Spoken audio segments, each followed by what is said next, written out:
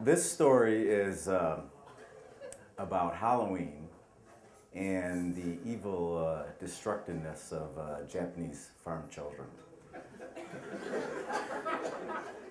So, I was stationed in Japan back in 1987, and in the outer remote parts of Japan, where it was pretty much just farmland. It was a small station, isolated duty, as we called it, for the Coast Guard.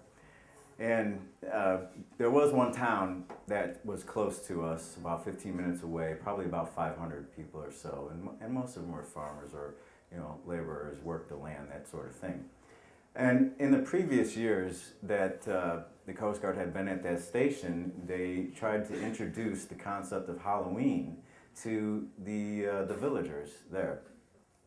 And so every year, I guess they tried to do something a little bit better than the last year.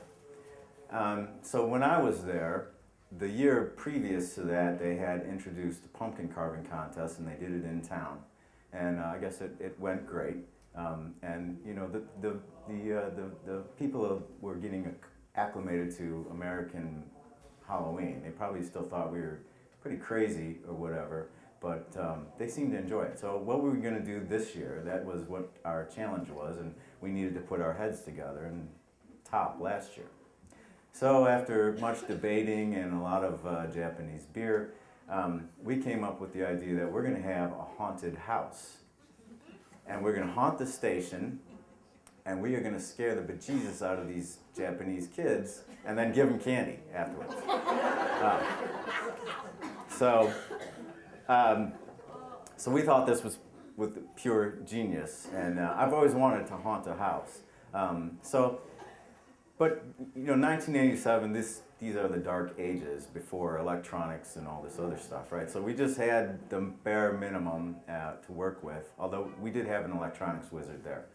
So we made things. We made a coffin that opened by itself, and inside we put a mummy in there.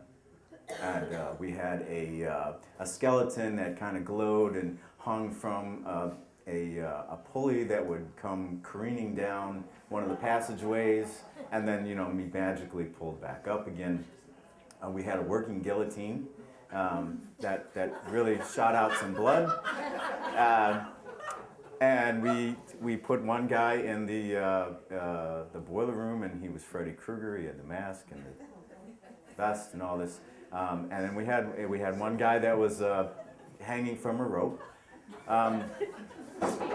And then we had an electronics person who kind of wired up the station for sound, and so we were just, slapping ourselves on the back, congratulating ourselves before any of this even started. And the mummy, we did the best we could with him. We wrapped him in kind of like toilet paper and some rags and stuck him in the coffin, right? So we open up the haunted house. Kids are coming in. They don't quite know what to make of it. Oh, and then we had other people stationed about, and they're dressed vampires and werewolves and stuff, and I had the Jason mask and all this stuff.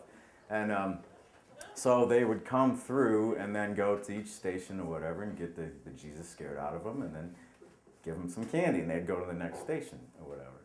So as they came through, and I was working the skeleton thing, when they came up to my station, then I started noticing they were really scared. They didn't want to take any candy from us whatsoever. And I'm like, this is working great, because we're going to have a lot of candy for ourselves at the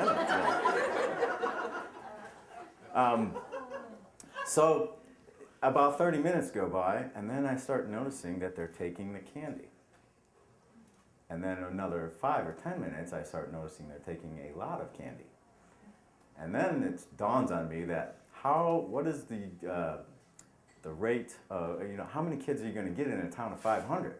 Well, they're coming through again. And they figured out the deal now. And so I'm like, okay, well, we won't have any candy, but at least the kids are having a good time. Well, Bart, the guy who was the mummy, he comes up to me, and he's standing there, and he's completely shredded. Toilet paper's hanging from him in loops, and his rags are all gone. And I said, I said, what happened? What's wrong with you? And he goes, those kids have ripped me apart. I quit.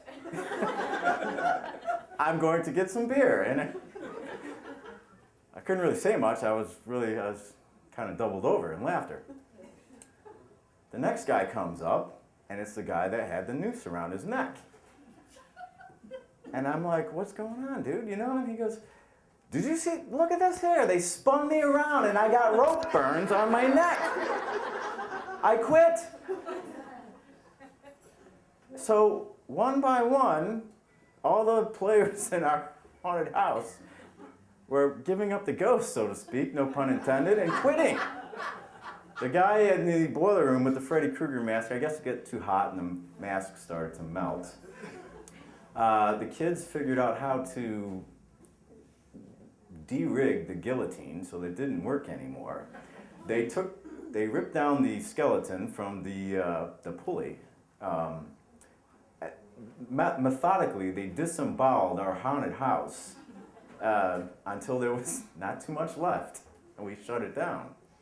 So I don't know if we left the kids with a good impression, but they gave us the impression that they were very evil and didn't respect our tradition of an American haunted house.